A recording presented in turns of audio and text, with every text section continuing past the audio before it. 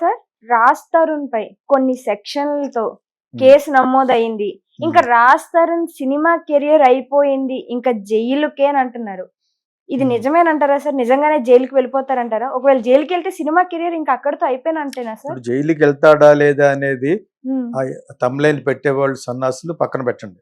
తర్వాత వైజాగ్ లోనే ఇక్కడ ఒక అతను ఉన్నాడు, పవన్ కళ్యాణ్ తరపుతూ ఉంటూ పవన్ కళ్యాణ్ దగ్గర రానివ్వలేదు అతన్ని, ఒక లాయర్. ఆ పేరు అతనికే తెలుసు, నల్లగా ఉంటాడు. లాస్ట్ లో జగన్ పక్క వెళ్ళిపోయాడు, భ్రష్టుడు అయిపోయాడు, అబాస్ పాలు అయిపోయాడు. లాస్ట్ లో అనుమానం వచ్చేసింది ఫైనల్ గా జగనే వస్తాడని. అతను ఈ హ్యాండిల్ చేస్తాడు లావణ్య తరపున. అతను చెప్పేటప్పుడు నేను చెప్పేసినంత మాత్రం కోర్టు ఇచ్చేస్తాను కాదు, కానీ నేను పలానా 305 ఉంటాయి కదా ఈ కేసులు చుత్తి అన్ని కింద అతన్ని లోపల పడేయడానికి ట్రై చేస్తా ఉంటే కోర్టు ఎందుకు పడేస్తుంది? నువ్వు పెడితే ఇటు పెట్టడా?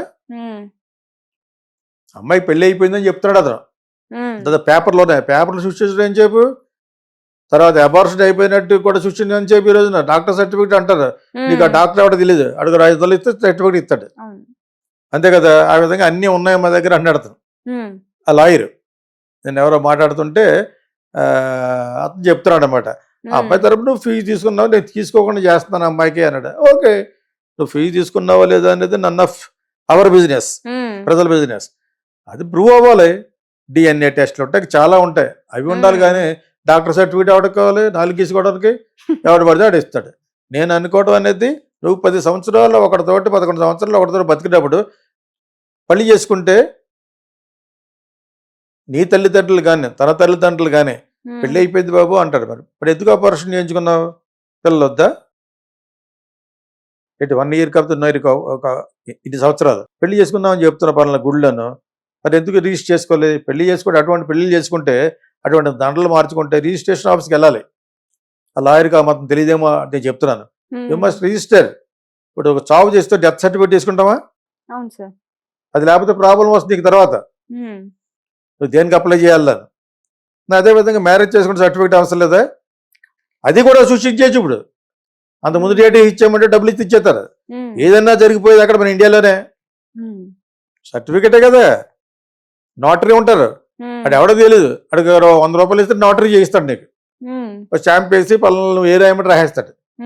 అటువంటి వ్యవస్థలో మనం ఉంటే ఇంకా నేను డాక్టర్ సర్టిఫికేట్లు మా దగ్గర ఉంటాయి, పెళ్లి సర్టిఫికేట్ చూపించు, ఆ డేట్తో చూపించు, I will come and check.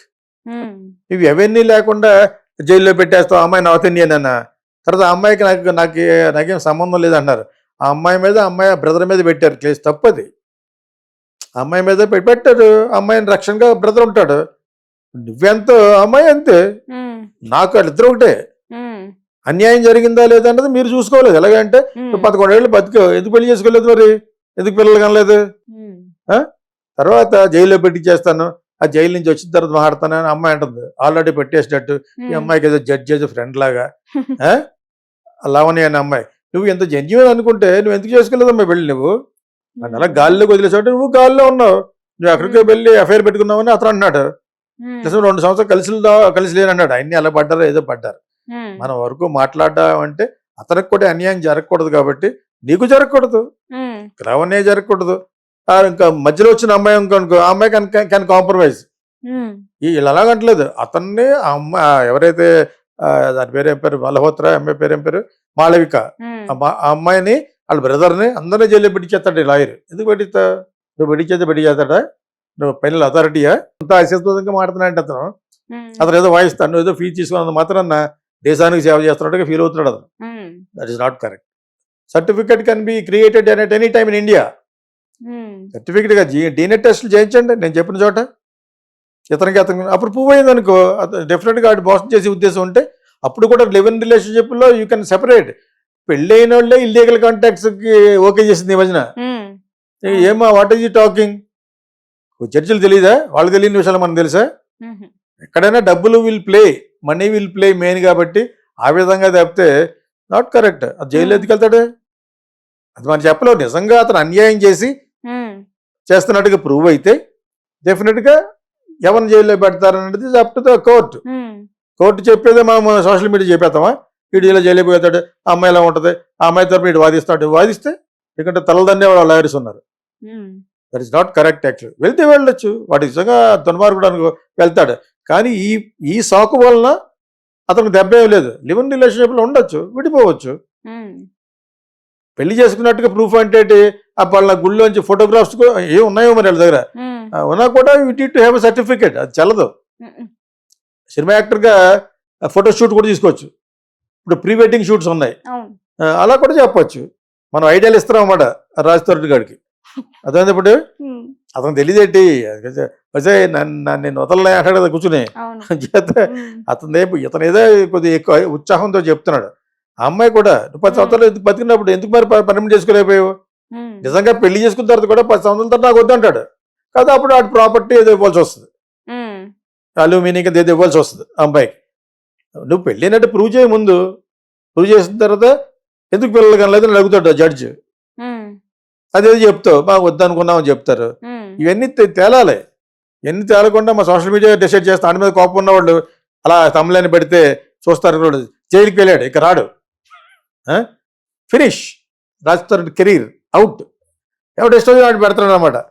ఇంకా ఇది మామూలే, తొట్టుగా అంతా. తర్వాత అమ్మాయి తరపున మాట్లాడే లాయర్ కూడా చాలా సబ్స్టాండర్డ్ గా మాట్లాడుతున్నాడు. కానీ ఇప్పుడు ప్రపంచంలో దేశంలో ఎక్కడైనా ఏ సర్టిఫికేట్ పుట్టించవచ్చు. అదే టిక్క శరీరంలో ఉన్న DNA చెప్పాలి, ఆ అమ్మాయిలోని ఇతనిలోనూ ఉన్నది. దానికి మన రాజ్ కూడా రెడీగా ఉండి అసలు అదెందుకు వస్తుంది? లివ్ ఇన్ రిలేషన్షిప్ లో ఉంటారు, కలిసి ఉంటారు, DNA లో ఉంటుంది. అమ్మాయితో పడుకున్నాడు, అలా ఈ అమ్మాయి పడుకున్నాడు, లేకపోతే ఈ అమ్మాయితో కూడా పడుకుంటాడు. ఎందుకు పడుకున్నావు? పెళ్ళి అవ్వలేదు అంటాడు. నీకు అర్థం ఇప్పుడు మీకు. అంచేత ఇవన్నీ తెలియని వాళ్ళు చెప్పాలి. డజ్జలు తెలీదా? వాళ్ళకంటే గొప్ప మనం.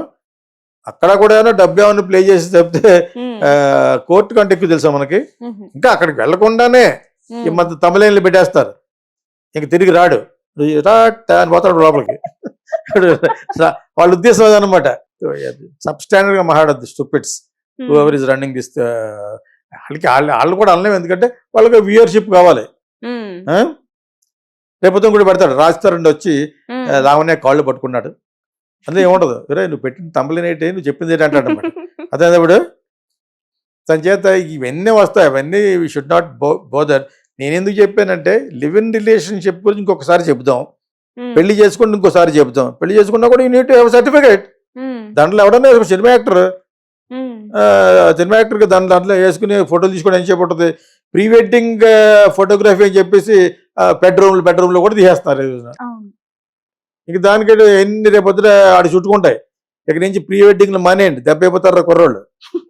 అర్థమైనప్పుడు మీకు ప్రీ వెడ్డింగ్లు ప్రీ బెడ్డింగ్లు అవసరం. అది విశాఖపట్నం నేను అలా అక్కడికి వెళ్తుంటే రోడ్డు మీద బీచ్ దాటిన తర్వాత ఇది చేస్తారు. షార్ట్ ఫిల్మ్ కాదు కదండి, ప్రీ వెడ్డింగ్ అంటున్నాడు. దానికి పెద్ద కాస్ట్యూమరు, డ్రెస్సులు, లిప్స్టిక్లు, దానికి వచ్చి మళ్ళీ సాంగ్ పట్టుకోవడం. నేను ఒక 10 నిమిషాల కారు అలాగా ఆపి చూశాను. అదనమాట నాకు అక్కడ వేరే కథ వచ్చింది, వేరే విషయం. కానీ ఇది ఎక్కువైపోయింది ఇప్పుడు pre wedding and pre bedding. ఏదైనా certificate has to be there in that date. అది కూడా ఇచ్చేస్తారు మనం డబ్బిస్తేనే. లాయర్లు అనుకుంటే ఆ సర్టిఫికెట్ అంత ముందు డేట్ ఉన్న శాంప్ పేపర్ అన్ని కనిపెట్టేసి చేసేదంతా వెళ్ళే. అర్థమైనప్పుడు మీకు. అంచేత అవి ఇంకా సీరియస్ గా ఇన్వెస్టిగేట్ చేయగలగాలి. చేస్తే నిజంగా తప్పు అయితే అమ్మాయి తప్పు అయితే బయటకు పోమంటారు, వీడు తప్పు అయితే ఫైన్ కట్టమంటారు. అమ్మాయికి అది కట్టమంటారు. జైలుకి ఎందుకు వెళ్తాడు? Why will you go to jail? ఆ అమ్మాయికి ₹1 కోటి అమ్మాయి డబ్బుల కోసం వేస్తుంది అమ్మాయి ప్లాన్. అర్థమైందా? వీడు వచ్చి మొత్తం వాడుకు వదిలేసి అయిపోయాము. మరి వీడు మన ఎవరి తరఫున కాదు. Why are we telling? Because justice has to prevail అంటాను. Ultimate the end of the day న్యాయం జరగాలి కదా. న్యాయం జరగాలి. ఎవరికైనా అమ్మాయికైనా జరగాలి, లావణ్యకైనా జరగాలి, ఏమో జరగాలి. ఎక్కడి నుంచి వచ్చిన మాళవిక ఏదో ఉంది కదా, అతనికి జరగాలి. పైగా వాళ్ళ అన్నయ్య మీద కూడా ఎందుకు పెట్టారు మరి? వాళ్ళ అన్నయ్య చెల్లెల్ని జనరల్ గా ప్రొటెక్ట్ చేయడానికి చూస్తాడు. దానికోసం ఏమన్నా పెట్టారేమో మరి. I don't know fully about it. But whatever it is, if Raj Tarun ulterior motives తో చేసి ఆ అమ్మాయిని కొట్టి రక్తాలు వచ్చేటట్టు కొట్టి అంటున్నారు కదా, ఎవరో చెప్తున్నారు. అవన్నీ నిజమని ప్రూవ్ అయితే మేబీ ఈ will be punished with some fine. Okay.